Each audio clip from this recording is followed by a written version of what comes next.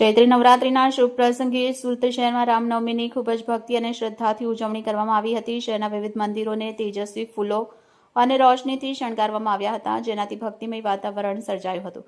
ભક્તોએ મંદિર પરિસરમાં ખાસ રીતે ભગવાન શ્રીરામની જન્મજયંતિની ઉજવણી કરી. તેમને શણગારેલા પાંડામાં બેસાડીને આરતી અને ભજન કીર્તન દ્વારા પોતાની શ્રદ્ધા વ્યક્ત કરી.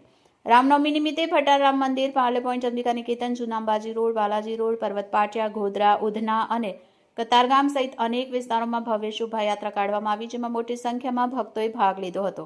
શહેર જય શ્રી રામના નાદથી ગુંજી ઉઠ્યું અને ધાર્મિક ઉત્સાહ ચરમસીમાએ પહોંચ્યો. દરમિયાન 8મા અને 9મા દિવસ નિમિત્તે સમગ્ર શહેરમાં કન્યા પૂજન પણ ખૂબ જ ભક્તિભાવથી યોજાઈ હતી. દરેક ઘરમાં નાની છોકરીઓને દેવી તરીકે પૂજવામાં આવી હતી અને તેમને પ્રસાદ સાથે ભેટ આપવામાં આવી હતી. ચૈત્ર નવરાત્રિ ઉત્સવ શુક્રવારે સમાપ્ત થશે, જે 9 દિવસના ધાર્મિક ઉત્સવના અંત તરીકે ઉજવવામાં આવશે. માતા દેવીના દર્શન માટે ભક્તોની ભીડ ઉમટી પડી હતી. શહેરના વિવિધ મંદિરોમાં માતા દેવીના ભવ્ય દરબારને શણગારવામાં આવ્યો અને ભક્તિભાવથી 56 પ્રસાદ ચડાવવામાં આવ્યા. આ દરમિયાન ધાર્મિક વિધિ મુજબ હવન પૂજાનું આયોજન કરવામાં આવ્યું, જેના કારણે વાતાવરણ મંત્રોચ્ચાર અને ભક્તિથી ગુંજી ઉઠ્યું. માતા દેવીના દર્શન માટે સવારથી જ મંદિરોમાં ભક્તોની ભારે ભીડ ઉમટી હતી, જ્યાં ભક્તોએ લાંબી કતારોમાં ઉભા રહી ભક્તિભાવથી પૂજા કરી હતી. Bureau chief Sunil Ganjawala, bullet 26 Gujarat news, Surat.